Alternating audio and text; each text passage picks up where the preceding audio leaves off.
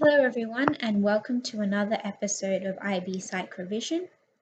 Today is part 3 of .point 5.7, which is examine approaches to treatment, and we're looking specifically at group treatment today.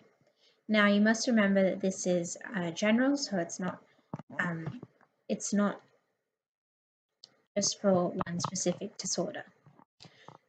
So we're going to look at the command term first, and in this case it's examine. So consider an argument in a way that uncovers the assumptions and interrelationships of an issue. So the key terms here are assumptions and interrelationships. So keep that in the back of your mind.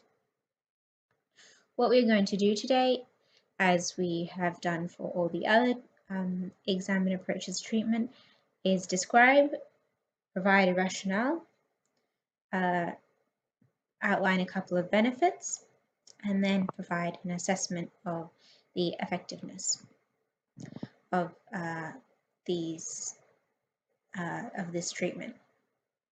So first of all, group treatment is quite simply when a therapist sees multiple people together, and that may be all members of a family or a couple, or it might be people that share a similar experience. It focuses on improving communication, number one. Number two, identifying power balances and possibly correcting them. And number three, identifying and correcting misperceptions. The rationale for this approach to treatment is that group therapy assumes, so this is a key word and you want to include it, group therapy assumes that conflicts and tensions are unavoidable when people live together, and the best way to resolve these problems is to involve all members of the family or the couple in therapy. That's if we're looking specifically at family or couple therapy. However, group therapy also takes into account the fact that the self does not exist independent of their environment, and this is actually a very important point that might be missed in individual therapy, where significant factors in the onset of the disorder may be external to the person themselves, and those are not being addressed, possibly in individual therapy.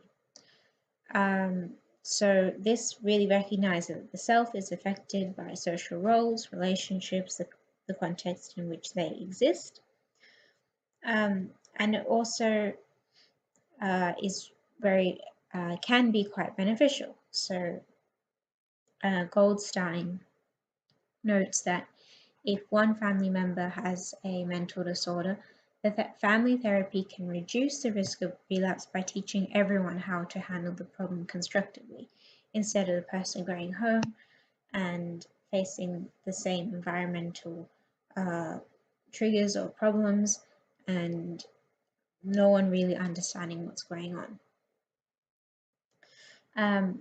Becker notes a couple more benefits. So people learn that their problem is not unique, which can help to reduce isolation. It can also help people who routinely form dysfunctional relationships, are too shy to meet people, or who share a traumatic experience. So how effective is group treatment really? Overall meta-analysis shows group therapy to be effective for many relationship problems, and that was noted by Hazelrig. If the problem is couple-based, then you're more likely to have a better result if you go for conjoint or couple therapy over individual therapy.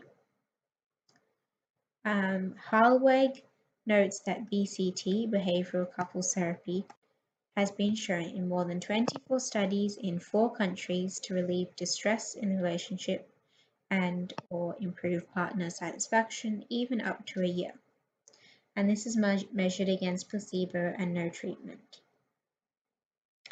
However, couple therapy is not always clinically significant, with high rates of relapse, and results are better when the couple is younger and no steps have been taken towards divorce, which probably indicates that there was a higher base level of satisfaction to start with.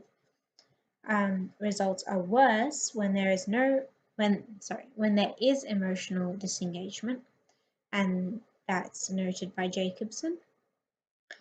Additionally, holding traditional gender roles and depression in either member of the couple are also indicators of poor prognosis. So the treatment is not likely to go very well. Of course, those are generalizations.